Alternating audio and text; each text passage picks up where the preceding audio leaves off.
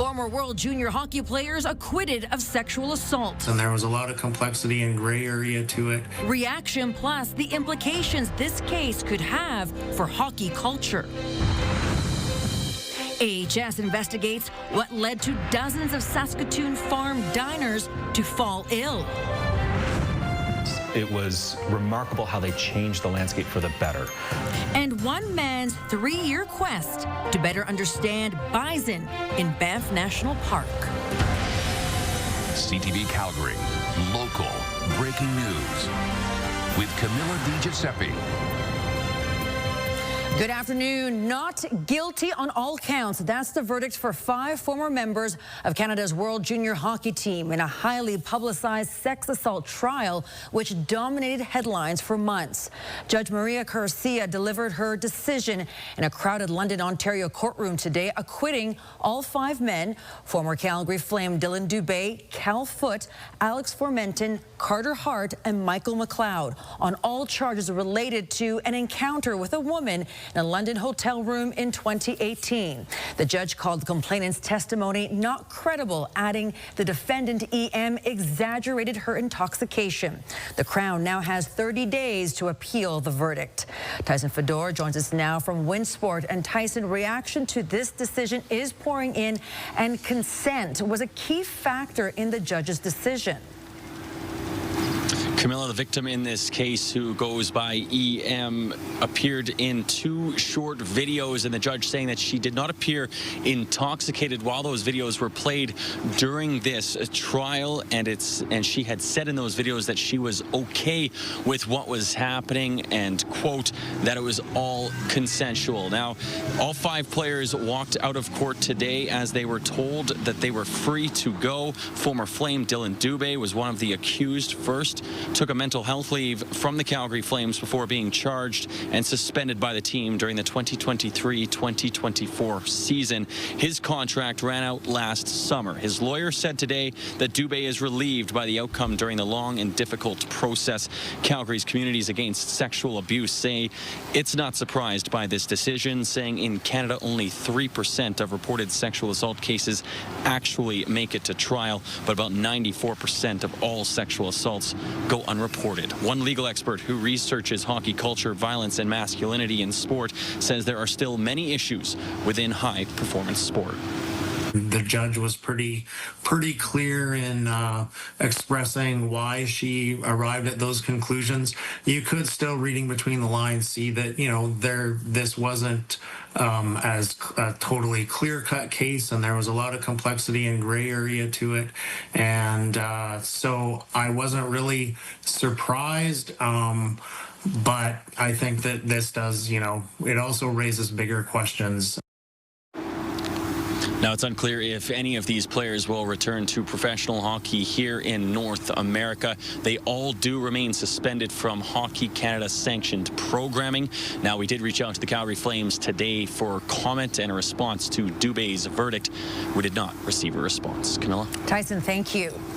Advocates for victims of domestic violence are calling on Ottawa to create a new section of the criminal code to help prevent future tragedies. It comes after the shocking death of Madison Cobb, who had a restraining order against her ex-boyfriend, who is now charged with her murder. According to Bill C-332, coercive control can be summed up as behavior or repeated incidents threatening the safety of another person. Right now, coercive control is not an offense in the criminal code. When Parliament was prorogued in the spring, this bill and many others were taken off the table. Another concern is about the limits of restraining orders, that the responsibility falls to the victim to inform police when a violation happens. In May, the province announced a 10-year plan to end gender-based violence with a goal of prevention. But for some, action is not fast enough and lives are at risk. Police often talked about not having enough tools in their toolbox to be able to do something before things escalate to a, black eye or a broken bone, right? And so coercive control is that pattern of behavior that then escalates to physical violence. And so if the police had this tool in their toolbox, they might be able to intervene earlier. Because the coercive control bill received unanimous support, Silverstone hopes it will be revived when the fall session resumes. Investigators releasing more CCTV images, hoping someone can identify the suspects in a vicious assault on an 18-year-old earlier this month. On July 15th, the teen who was learning how to park was assaulted with a weapon while trying to protect his mother, who was also in the SUV. It happened in the 6100 block of 4th Avenue Northeast. Police say the suspects in an early 2000s white Chevy Silverado tried to get into the SUV before injuring the teen. One of the men may have been wearing a mask. Police also want to hear from the people in a white Ford Fusion who may have recorded the assault. The injured teen is now recovering at home. And one person was airlifted by stars from a two-vehicle crash involving a Toyota 4Runner and a semi-truck where Lock End Road and Highway 567 meet north of Calgary in Rocky View County. Stars says they flew a woman in her 40s to the Foothills Hospital. Her injuries were not disclosed. The semi-driver remained on scene. Traffic is being rerouted for the investigation. Alberta Health Services is looking into whether dozens of illnesses and 2 hospitalizations are linked to a restaurant at Saskatoon Farm near Okotoks. Jordan Canigan joins us with more. Jordan, samples have now been taken from the food facilities. Camilla, reports of gastrointestinal illness has prompted AHS to order Saskatoon Farm's food service facilities be closed.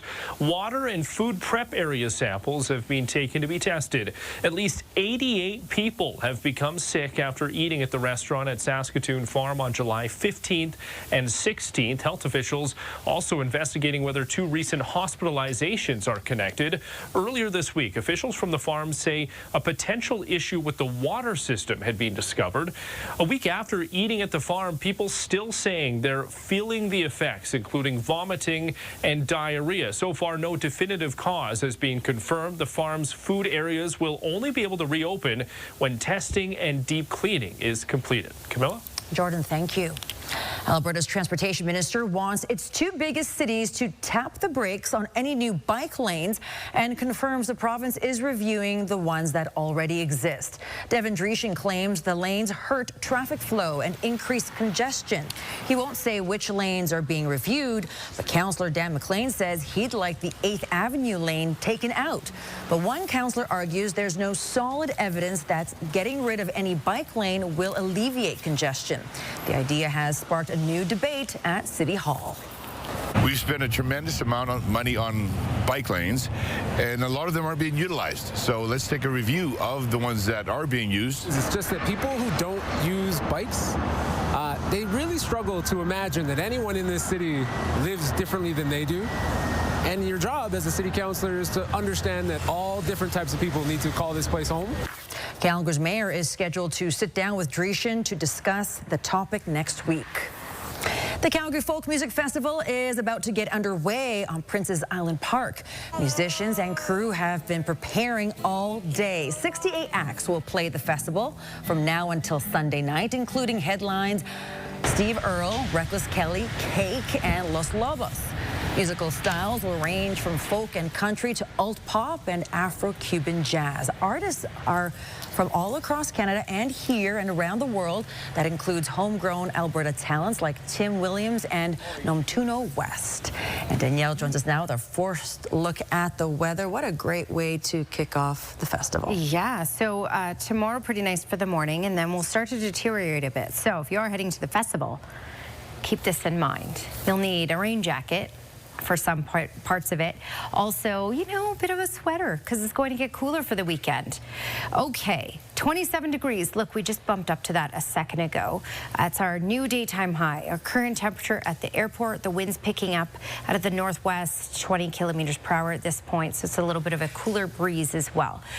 All right, as we head through the evening, 25 degrees. There is a small chance of seeing an isolated shower, but most of the activity should stay Red Deer and north.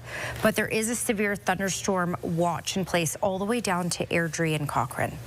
We'll talk more about that in just a little bit. Okay, tomorrow, starting off with a mix of sun and cloud. The clouds will increase throughout the morning, and by the afternoon, we get into the chance of showers and thunderstorm activity. More details coming up.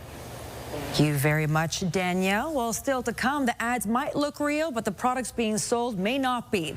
The scam preying on people online that's even using AI to lure victims. Also, we now know where a permanent residential school memorial will be in Calgary. Also, if you have a news tip, text us at 10400.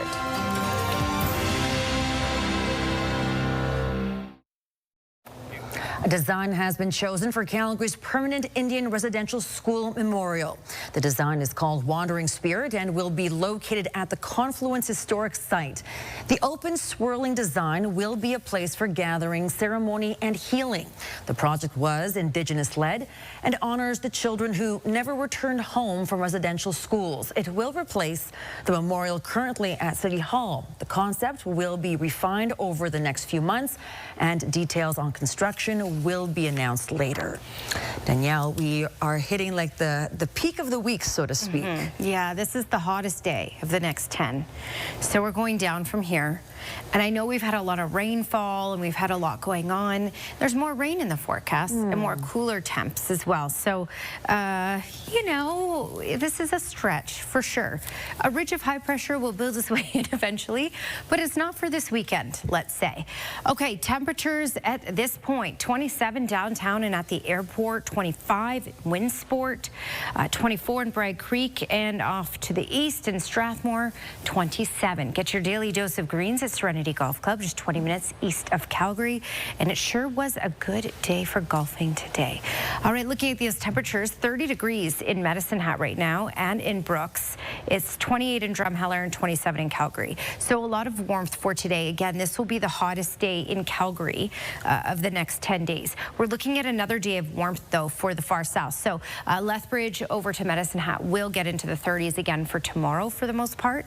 But for us in Calgary, we will start our cool down already. So it is a cold front pushing through. It's sparking up some instability. Most of that instability, though, that I'm seeing and that we have the potential for is Edmonton down to about Red Deer.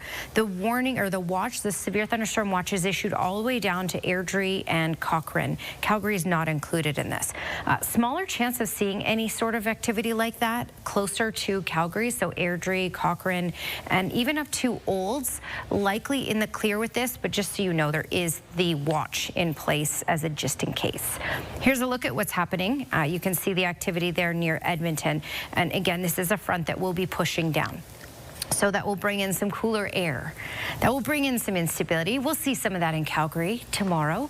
So tomorrow, not much in store for us for tonight. Quiet night tonight. Again, most of that activity for tonight sticking up near the Red Deer area and north for the most part.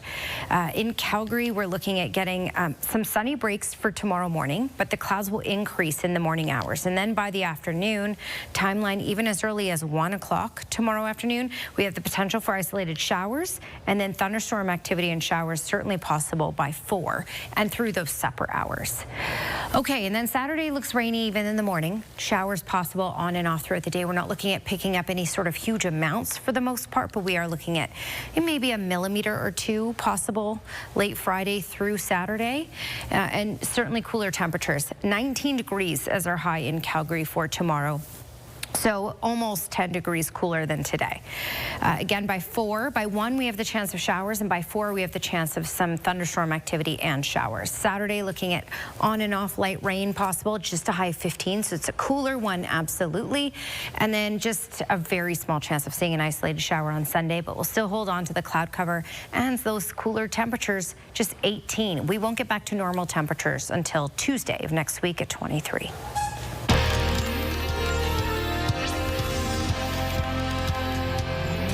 A new warning about fake health product ads targeting Albertans online. The Better Business Bureau says fraudsters are using social media and email to promote everything from phony smartwatches to miracle weight loss pills. Artificial intelligence is also being used to create fake videos of trusted public figures, even medical professionals, to push products that don't work or don't exist. The BBB says these ads prey on people with legitimate health concerns and could put their well-being at risk. So it can be a serious issue. You don't want to be taking some sort of supplement or using some sort of device that is not legitimate, is not reputable, because it could actually harm your health. So that's what we're concerned about. Beyond losing money, we don't want people, harming their health. People are encouraged to talk to their doctor before buying anything and check ingredients with Health Canada. The BBB also has a scam tracker tool on its website to research companies. It's a first for the Calgary Humane Society. Next, we'll tell you more about its summer spay and neuter drive and who it's teaming up with.